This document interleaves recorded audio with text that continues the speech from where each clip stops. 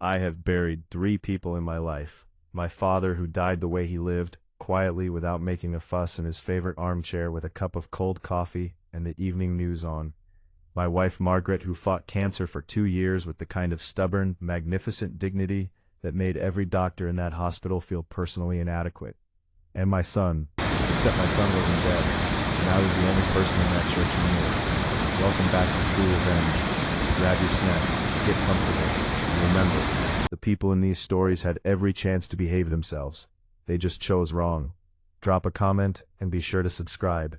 You're going to love it here. My name is James Harrove. I am 67 years old. I have a bad left knee, a good bourbon collection, and what I can only describe as the single greatest poker face in the continental United States. I know this because I sat in the front pew of St. Matthew's Episcopal Church on a Thursday morning in October, in a black suit that Margaret had bought me for her own funeral, which is exactly the kind of woman she was. And I watched 200 people cry over my son's empty coffin. Empty, save for a microphone the size of a thumbnail sewn into the satin lining. And I didn't blink once. But I'm getting ahead of myself. Let me tell you about my son, Ryan. Ryan Hardgrove was 38 years old, 6'2", irritatingly handsome in the way that made people instinctively trust him before he'd said a word, which he had absolutely never in his life used unfairly. And I say that with only mild sarcasm. He built his company, Harrove Capital Management, from a 2-esque office in downtown Chicago into a firm managing north of $400 million in private client assets. He did it in 11 years. He did it honestly. He did it with the same quiet, relentless focus his mother had, and the same stubborn patience I apparently passed down. He called me every Sunday morning without fail, 7:30, before the rest of his world woke up. He would call and we would talk about nothing important for 45 minutes, and it was genuinely the best part of my week. 8 months ago those calls changed. Not dramatically.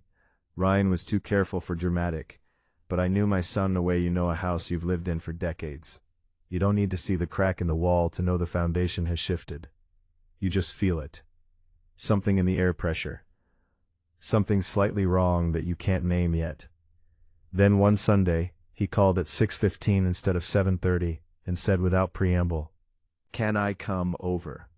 He drove the 40 minutes from the city to my house in Evanston, sat at my kitchen table with a cup of coffee he didn't drink, and opened a folder that he set in front of me with the careful, deliberate energy of a man who has been carrying something heavy for a long time and has finally decided to put it down. "How long?" I asked, looking at the documents inside. 4 months of confirmed transfers, he said. Probably 6 of actual activity. I looked up at him. "Diane," I said, not a question. He nodded. "Now I want to be precise about something.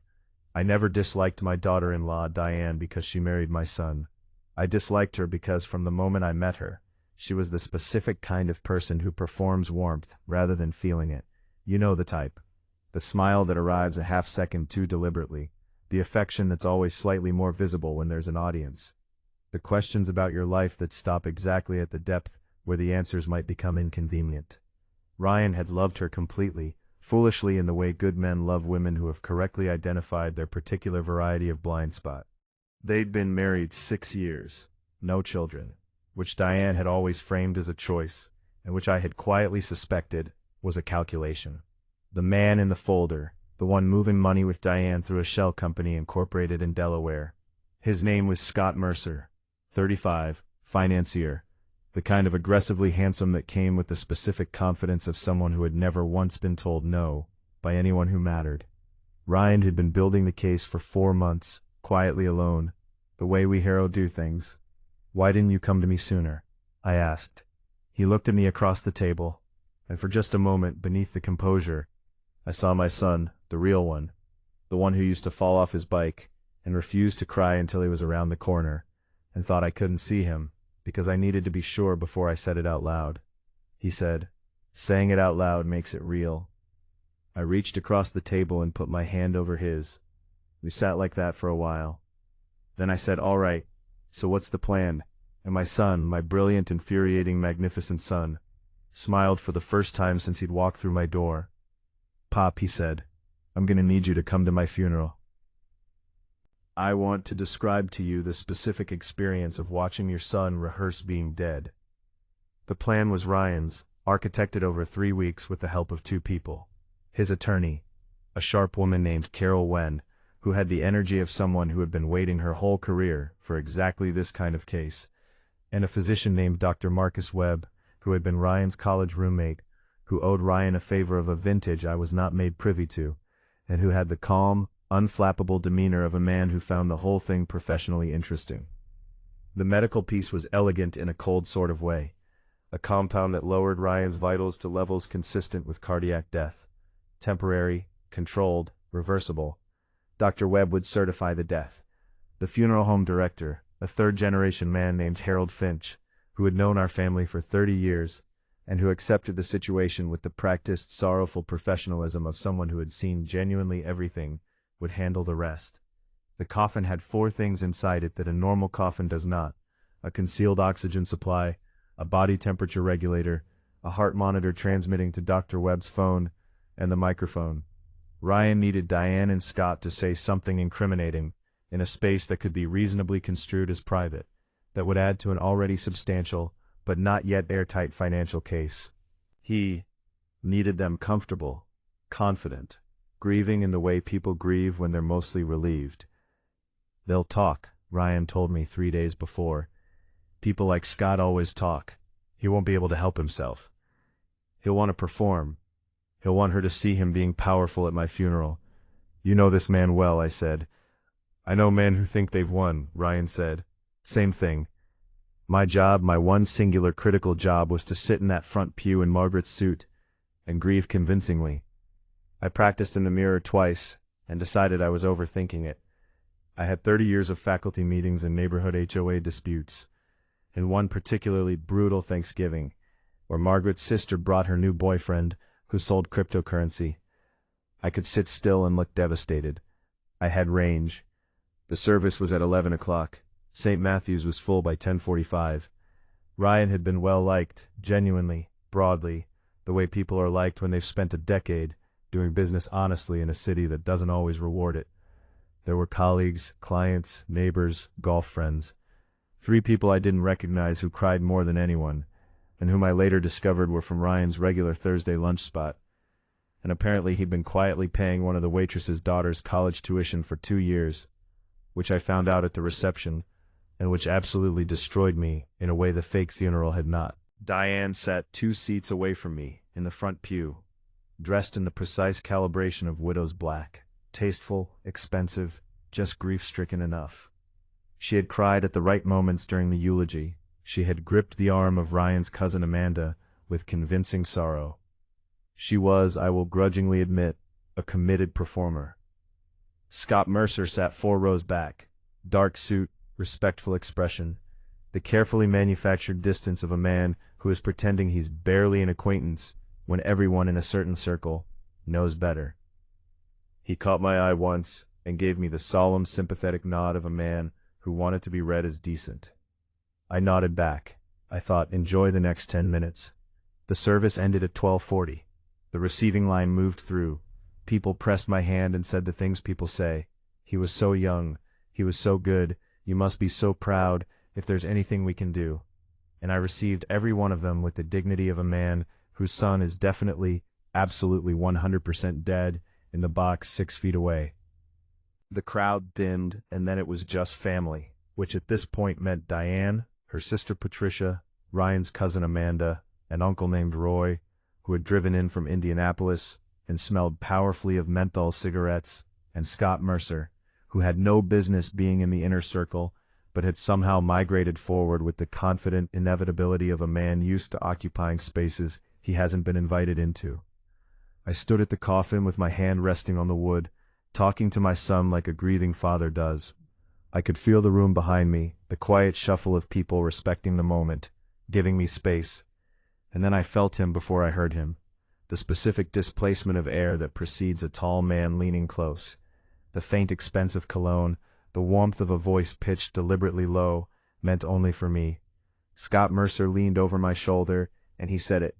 Don't worry, old man. His voice carried the particular satisfaction of a man who has wanted to say something for a very long time. I'll spend his millions better than he did. I kept my hand on the coffin. I kept my eyes forward. I counted to 3, and from inside the polished mahogany box, in the absolute silence of St. Matthew's Episcopal Church, my son coughed.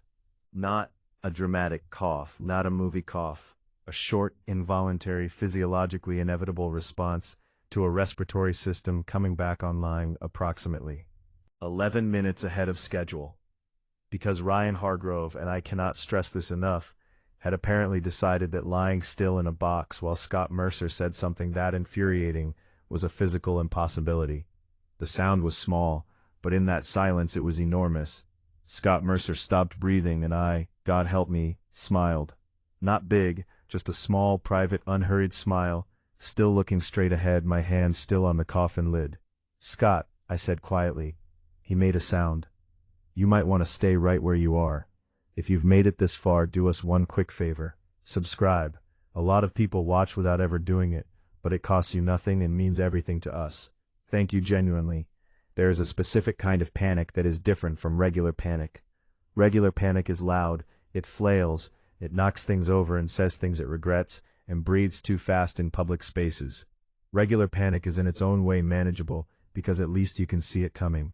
The kind of panic I watched move through Scott Mercer in the 3 seconds after my son coughed from inside his own coffin was the other kind, the quiet kind, the kind that starts in the chest and moves outward in a cold, controlled wave, the kind that belongs to a man who has done something he cannot undo and has just heard the sound of it catching up with him. He didn't scream.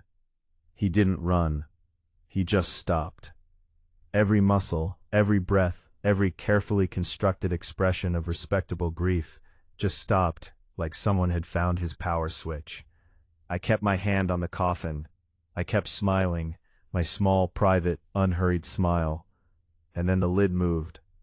Now, I want to paint this picture for you precisely because the details matter, and because I have replayed this moment in my mind approximately 400 times since it happened, and it is still, without question, the single greatest thing I have ever personally witnessed.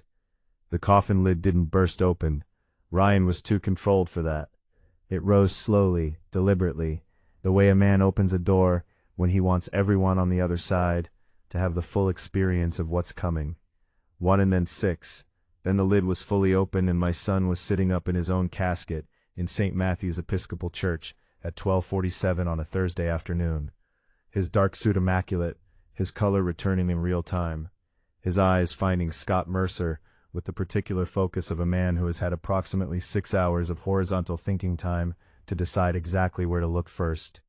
The sounds that came out of that room, Patricia, Diane's sister, screamed, a full, committed, boundary-pushing scream that I suspect she didn't entirely hate producing. Uncle Roy from Indianapolis said a word that should not be said in a church, and then immediately looked at the ceiling and mouthed an apology. Amanda, Ryan's cousin, burst into tears, which she later explained were the happiest tears of her life, though in the moment they were indistinguishable from the terrified reality. And Diane stood completely still, and her face did something that faces only do when every performance a person has ever maintained collapses simultaneously, like watching 6 years of careful architecture come down in 4 seconds. What was underneath was not grief, it was not love, it was not even anger. It was the cold, mechanical calculation of a woman rapidly assessing her options, which told you everything.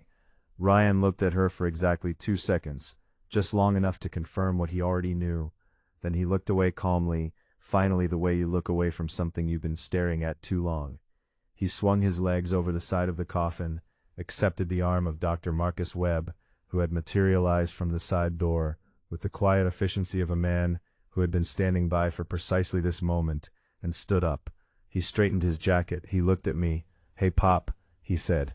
I looked at my son, standing upright, breathing, present, alive in every sense of the word, and I felt something move through me that I don't have adequate language for. Something that started somewhere behind my sternum and radiated outward with a warmth that made my bad left me feel briefly absolutely fine. "You're late," I said. "You were supposed to wait for the signal." He had the audacity to look mildly sheepish. He said what he said. "Pop, I know what he said. So you understand? I understand you have no self-control. I was in a box, unaware you were in a box, Ryan. I watched them put you in it." He almost smiled, then he turned around. The room had gone the specific quality of silent that happens when approximately 15 people are all trying to process the same impossible information simultaneously. Patricia had stopped screaming and was now simply standing with both hands pressed to her face, breathing through her fingers. Uncle Roy had sat down heavily in the nearest pew and appeared to be having a private conversation with the Lord. Amanda was still crying, but had begun laughing inside the crying, which is its own remarkable sound. And Scott Mercer had not moved. I want to give him this much. He had more composure than I expected. A lesser man would have bolted for the door the moment the lid started rising. Scott had the survival intelligence to understand in that first horrible second that bolting would be the worst thing he could do. So he stood rooted with the expression of a man who has decided his best remaining strategy is to look like he has no idea what's happening. It was not convincing. Ryan walked toward him slowly, not aggressively, not with heat, with the measured, unhurried calm of a man who has all the time in the world, because the hard part is already done. He stopped about 3 feet away. The two men looked at each other and Ryan said pleasantly, "Scott." Scott said nothing. "You look like you've seen a ghost," Ryan said. Still nothing. "That's all right," Ryan said. "You don't have to say anything.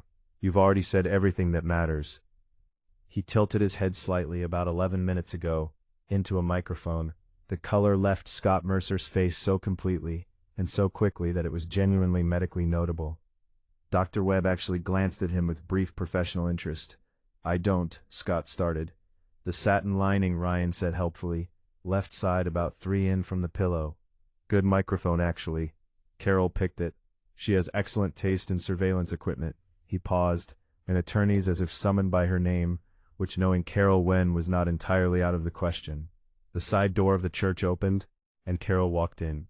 Sharp blazer, flat expression, a leather document case under one arm, and the energy of a woman arriving exactly on time to a meeting she scheduled 3 weeks ago. She was followed by 2 other people, a man and a woman, both in dark coats, both with the specific posture and the specific quality of eye contact that announces a profession before any badge is shown. They didn't rush. They didn't make a production of it. They simply walked in and positioned themselves with the quiet geographical certainty of people who know exactly which exit matters. Scott Mercer looked at them. He looked back at Ryan.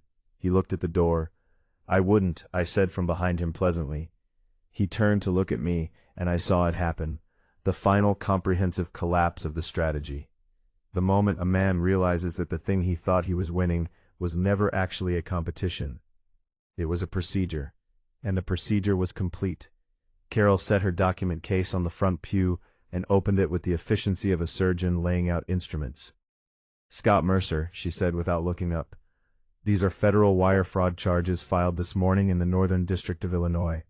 These," she produced a second set of documents, "are the civil asset freeze orders covering the Delaware entity, the 2 Cayman accounts, and the brokerage account opened in February under your mother's maiden name, which was creative. It didn't work, but it was creative." Scott stared at the documents. "There's also," Carol continued, with a particular mild tone of someone saving the best for last, "a separate filing regarding the $412,000 moved in September, which your attorney will tell you crossed a threshold that makes this substantially less of a civil matter and substantially more of a federal one." She closed the document case, "But I'm sure you knew that the 2 people in dark coats had moved to positions that were not aggressive, but were geometrically very deliberate." Scott turned to Diane. And this moment was the one I had not anticipated, because the look he gave her was not the look of a co-conspirator looking for backup. It was the look of a man who has just realized he is alone in a way he had not previously understood himself to be. "Diane," he said, and his voice for the first time all morning had lost every layer of performance. What was underneath was younger than I expected, more frightened. "Diane, you need to call Richard." Diane looked at Scott for a long moment, a look I could not fully read.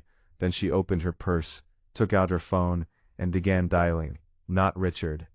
Ryan watched her dial. Something moved through his eyes. Not vindication exactly, something quieter than that. Sadder, if I'm being precise. She's calling her own attorney, Carol said to Ryan quietly, appearing at his shoulder. Separate representation. She agreed to that 3 days ago. Cooperation agreement? I asked Carol, keeping my voice low. Carol glanced at me with the mild expression of someone professionally obligated not to confirm things to non-attorneys. Pop, Ryan said, I'm just asking. I know what you're asking. She's still the mother of your... She's not pregnant. Pop, I stopped. He said it without looking at me, still watching the room, still composed, just a quiet statement of fact, delivered the way my son delivered all the hardest facts, directly without cushioning, because he had learned from watching me that cushioning hard facts was just a way of making them last longer. Diane told me 4 months ago. He said that was the first thing. Before I found the transfers, before I found Scott, she told me she was pregnant, and I started. He paused briefly. I wanted to believe it. I did everything you do when you believe something. And then I found out she wasn't. Had never been. It was a strategy to buy time, to keep me emotionally. He stopped again to keep me still. I stood next to my son in the church, where we had pretended to bury him. And I thought about Margaret, and about the Sunday morning phone calls, and about all the ways a person can be loved badly by someone they loved well. I put my hand on his arm. He covered it briefly with his own hand, just for a second. Then he straightened. Scott was escorted out at 1:15. He walked between the 2 federal agents, with the diminished, slightly bewildered quality of a man whose body hasn't yet caught up with what his mind already knows. At the door he turned back. I don't know what he was looking for. Some final thing, some version of this that made sense. He found Ryan watching him calmly from the front of the church. And Ryan said across the full length of St. Matthew's Episcopal, in a voice that was even and clear and entirely without malice, I hope you spend the next few years thinking about what you actually wanted, Scott. Because it wasn't the money. People who actually want money are usually smarter about how they take it. Scott stared at him. Whatever it was, Ryan said, I hope you figure it out. The doors closed. The room breathed. Uncle Roy, still sitting in his pew, cleared his throat. Is anyone going to explain to me, he said carefully, what in the entire Lord's creation I just watched? Amanda, still laughing inside the crying, put her arm around him. Roy, she said, it's a long story. I found Ryan standing alone by the coffin 20 minutes later, when the room had mostly cleared, and Carol was making calls in the vestibule, and Dr. Webb had diplomatically taken everyone else for coffee across the street. He was just standing there, looking at it, his hand resting on the edge, almost exactly the way mine had been resting, when Scott had leaned in. I stood beside him. We were quiet for a while. How do you feel? I asked. He thought about it honestly, which is the only way heroes answer that question. Like I've been in a box for 6 hours, he said. You have been in a box for 6 hours. Yeah. A pause also like... He stopped, started again. You know when you've been carrying something so long, you forget you're carrying it, and then you put it down. Yes, I said. I know exactly what that feels like. He nodded. We stood there a while longer, father and son, in an empty church on a Thursday afternoon, next to the coffin that had held everything that needed to end, so that everything else could begin. Sunday, I said finally. 7:30, you're calling. He looked at me. I don't care what's happening, I said. I don't care if there are attorneys and federal proceedings and whatever else Carol has scheduled. 7:30 Sunday, you call.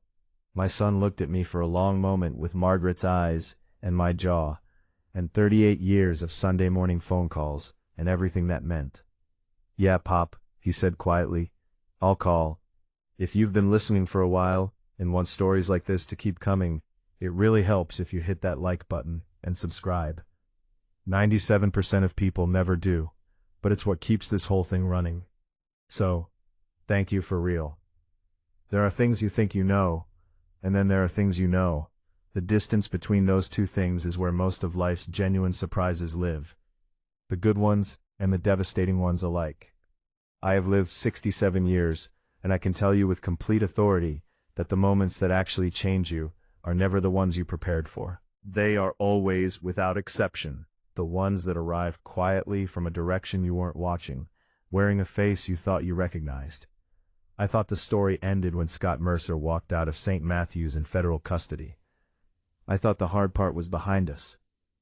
I was wrong on both counts, and the person who corrected me was the last person on earth I expected. It started with a phone call, not Sundays. This was the Friday morning after the funeral, 7:42 a.m., before I'd finished my first cup of coffee. Ryan's name on the screen. I answered immediately, Pop. His voice had that quality again, the one from 8 months ago. The one that had brought him to my kitchen table with an untouched coffee and a folder full of damage. I need you to come into the city. What happened? Carol got a call last night from Diane's attorney. And a pause that lasted long enough to tell me that whatever came next was going to require me to sit down. She wants to meet, he said. Diane does, not the attorneys, just her and me, and she's asking that you be there. I set down my coffee cup. She's asking for me specifically, he said, and Carol wrote this down because Carol writes everything down. He's the only one who will understand what I'm about to say. I stood in my kitchen in Evanston for a long moment, looking out the window at the November yard, the oak tree Margaret had planted the year Ryan was born. The bird feeder I kept filling out of habit, even though I couldn't tell you the last time I'd actually watched the birds. What time? I said. We met at Ryan's office downtown. Neutral territory, or as neutral as a man's own office can be, which is to say, not particularly neutral at all. But it was the address Diane had suggested, which told its own quiet story. Harrove Capital Management occupied the 14th floor of a building on Wacker Drive, with floor-to-ceiling windows and a view of the Chicago River that Margaret had loved extravagantly and visited every chance she got. The office was quiet on a Friday morning. Skeleton staff given the week's events. Carol was present, positioned at the corner of the conference table with her legal pad and her flat expression and the specific energy of a woman who has agreed to observe without participating and is finding it professionally challenging. Ryan sat at the head of the table. I sat to his right. Diane came in at 9 o'clock exactly. She looked different from the funeral, not disheveled. Diane was constitutionally incapable of disheveled. The careful calibration of expression, the precise temperature of warmth, the widow's black, all of it stripped away. What walked into that conference room was just a woman tired, carrying something older somehow than she had looked 24 hours ago. She sat down across from Ryan. She looked at me. "Thank you for coming, James," she said. "You asked?" I said. She nodded. Then she folded her hands on the table and looked at them for a moment. And when she looked up, what was in her eyes was something I had not in 6 years of watching this woman perform every variety of human emotion ever seen there before. It was shame. Real shame. The kind that doesn't have an audience. "I'm going to tell you something," she said, "and I need you to let me finish before you say anything. Both of you." Ryan said nothing. I said nothing. She took a breath. "My maiden name," she said carefully, "is Diane Smith." The room was quiet. My father's name was Richard Smith. He ran a small private investment fund in Indianapolis through the 90s and early 2000s. 40 clients, retirement savings, mostly teachers, nurses, a few small business owners. She paused. In 2006, the fund collapsed. All 40 clients lost everything. My father was indicted for securities fraud. She looked at Ryan, the expert witness who testified against him. She said, was a forensic financial analyst retained by the prosecution. She slid a photograph across the table. It was old, printed on the kind of matte paper that dates a document immediately, 20 years thick with it. A courtroom photograph, the kind journalists take from the gallery. A man on the stand mid-testimony, confident and clear, and doing what he did best. I recognized the man immediately. I had recognized him every morning for 67 years in the mirror shaving. Ryan picked up the photograph. He looked at it. He looked at me. I sat very, very still. "I need to stop here and tell you something about 2006 that I have never told my son. Was not the biggest case I worked in 30 years of forensic financial analysis. It was not the most complex or the highest profile or the one that made careers. Mine was already made by then. It was, professionally speaking, a straightforward matter. The fraud was real. The documentation was clear. My testimony was accurate, and Richard Smith went to prison for 7 years. I have never lost a night of sleep over my testimony. The fraud was real. I stand behind every word I said. What I had not known, what the prosecution had not briefed me on, what existed only in the human details that legal proceedings have a way of grinding down to irrelevance, was that Richard Smith had a daughter, 17 years old in 2006, a junior in high school in Indianapolis, a girl who lost her college fund, her childhood home, and her father in the same calendar year. A girl who had apparently spent the following 16 years building something. I looked at Diane across the conference table. "How long?" I said. My voice came out steadier than I expected. "How long had you been planning this?" "I found out who you were 3 years before I met Ryan," she said. "I found out about Ryan, about the company, the assets, about a year after that." She held my gaze. "I started planning the approach about 18 months before the conference in Cincinnati." Ryan made a sound, not a word, just a sound. Quiet, involuntary, the kind that comes out of a person when something hits a place that was not armored, because they never thought to armor it there. I kept looking at Diane. "The original plan," she said, and her voice was steady in the way that very carefully controlled things are steady, "was the company, the assets. I was going to take what I calculated my father's clients had lost, adjusted for what his fund would have returned over 20 years, and I was going to leave." She paused. "That was the plan, Ryan said. His voice was quiet, precise, past tense. She looked at him, and here is where Diane Smith did the thing I had not prepared for, the thing that no version of this story I had run in my mind had included. Her composure, that immaculate load-bearing composure that had held through a fake funeral in a federal proceeding, and the complete structural collapse of a 6-year plan, cracked. Not dramatically, just a single visible fracture, a tightening around her eyes, a breath that didn't come out evenly. "I didn't plan on you," she said to Ryan directly, quietly. "I didn't plan on any of—" She stopped. "You're not what I expected. You were never what I expected." Ryan said nothing. "I know that doesn't matter," she said quickly. "I know what I did. I know what I took. I know that nothing I say in this room changes the charges or the cooperation agreement or any of it." She looked down at her hands briefly. "I'm not here to ask for forgiveness. I'm not. That's not what this is." "Then what is it?" Ryan asked. She looked at me. "I needed him to know." She said that it started with him, not with you. "I needed that to be in the room, on the record, with witnesses, because you spending the rest of your life thinking you were the target is—" She stopped again, drew a careful breath. "You weren't the target. You were never supposed to be anything except a mechanism. And then you—" Another stop longer this time. Ryan looked at the photograph in his hand. His own father, 20 years younger, on a witness stand, doing his job. He sat it down on the table. He looked at Diane for a very long time. When he spoke, his voice was even, not cold, not warm, something else, something that exists in the specific register of a person who is feeling too many things simultaneously to let any single one take the lead. "Did you love me?" he said. "Any of it, any point." The question sat in the middle of that conference table between them, like something fragile. Diane looked at him, and for the first time in 6 years, I believed every word she was about to say, before she said it.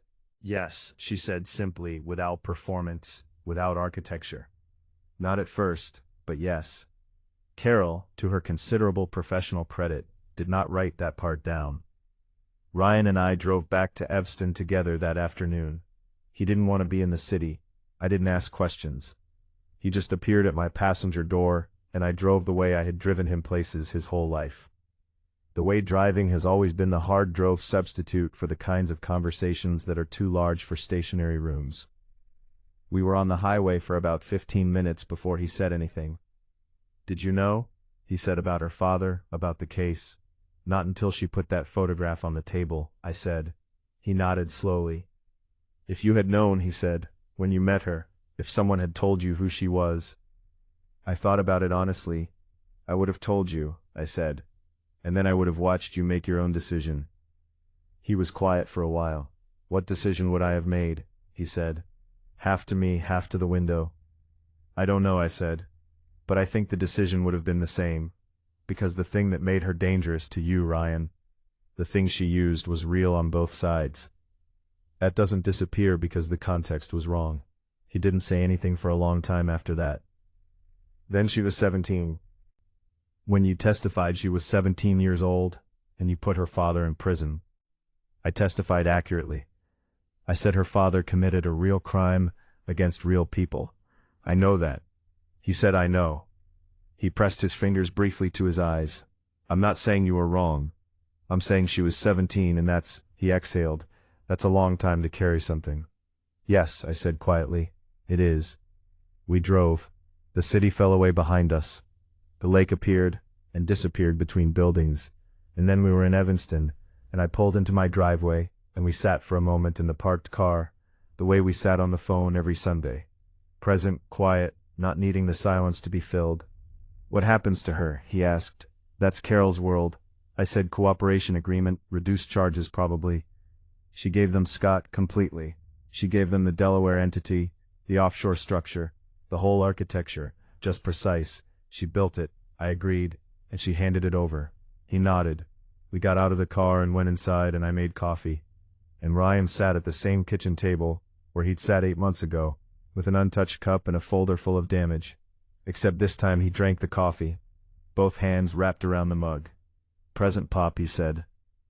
I looked at my son across my kitchen table, 38 years old, sitting in the house where he grew up, in the room where his mother had quizzed him on homework and argued about curfews, and loved him with a consistency that neither of them ever fully articulated.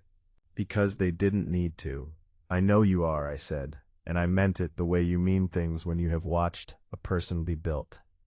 When you have seen every version of them, the broken ones and the whole ones and every iteration in between, and you know with a certainty that has nothing to do with optimism and everything to do with evidence that they are made of something that bends but doesn't break. Sunday, I said, 7:30. He looked up. Don't be late, I said. He called at 7:28. 2 minutes early, which for Ryan was the equivalent of arriving the night before. I was already at the kitchen table, coffee made, morning light doing what it does in November, coming in low and long and golden through the window over the sink. Margaret's oak tree, throwing its last leaves across the yard. The bird feeder full. I answered on the first ring. Hey, Pop. Hey, son. And we talked for 45 minutes about nothing important, which was everything.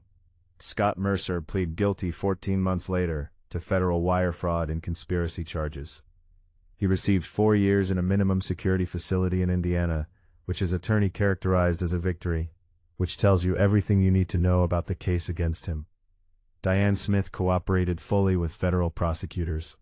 Her cooperation agreement resulted in reduced charges, 18 months of supervised release, full financial restitution, and a permanent bar from securities-related work. She moved back to Indianapolis. Ryan sent her a letter 6 months after the trial. I don't know what it said. I didn't ask. He didn't offer. Some things belong only to the people there between. Hargrove Capital Management did not collapse, did not shrink, did not flinch. Ryan spent the 6 months following the funeral rebuilding what had been drained. Quietly, methodically, the way we Harrows do things. And by the following spring, the firm was stronger than it had been before any of it started. Several of his clients sent handwritten notes when the news broke. One of them, a retired teacher from Oak Park who had been a client for 9 years, sent a casserole. Ryan called me the night the casserole arrived and said with genuine bewilderment, "A woman sent me a lasagna, Pop." "That's what people do," I said. "Why? Because they don't know what else to do and they want to do something." It's the highest form of sincerity. A pause. "It's actually really good lasagna," he said. "Then write her a note," I said. "Tomorrow, by hand." He did. I think about Richard Smith sometimes. A man who made real choices that caused real harm, who paid a real price, who left behind a 17-year-old girl in a house that was no longer hers, with a future that had been rewritten by his decisions, and then again 16 years later by her own.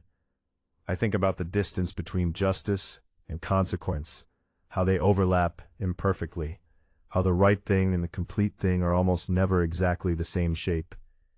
I think about my son sitting up in his own casket. I think about Scott Mercer's face in the moment before the lid rose, the specific private terror of a man who had leaned over a grieving father at a funeral and decided in that moment of confident cruelty that he was the most powerful person in the room. He was not the most powerful person in the room. He was never close. My name is James Harrove. I am 67 years old, with a bad left knee and a good bourbon collection and an oak tree in my yard that my wife planted the year our son was born. I have buried two people I loved. I have watched my son climb out of a coffin in a church on a Thursday afternoon and straighten his jacket and say, "Hey, Pop," like he hadn't just given me the single greatest moment of my entire life. I have sat across a conference table from a woman who spent 16 years building a weapon out of her grief, aimed it at my family, and somewhere in the middle of pulling the trigger, chose differently. I have learned at 67 that the stories you think you know the ending of are always the ones still being written. And I have learned, or maybe remembered, because Margaret tried to tell me this for 30 years, that the most important things are almost never the dramatic ones. They are not the courtroom moments, or the coffin moments, or the federal proceeding moments. They are the Sunday morning phone calls. They are the 45 minutes about nothing. They are the lasagna from a retired teacher in Oak Park who wanted to do something and didn't know what else to do. They are the bird feeder you keep filling, even though you can't tell you the last time you watched the birds, until one morning you look up and there they are. If you like this story, join our community by hitting that like button and subscribing for more real, raw, and family-centered stories. And as always, thank you for being a part of this sphere.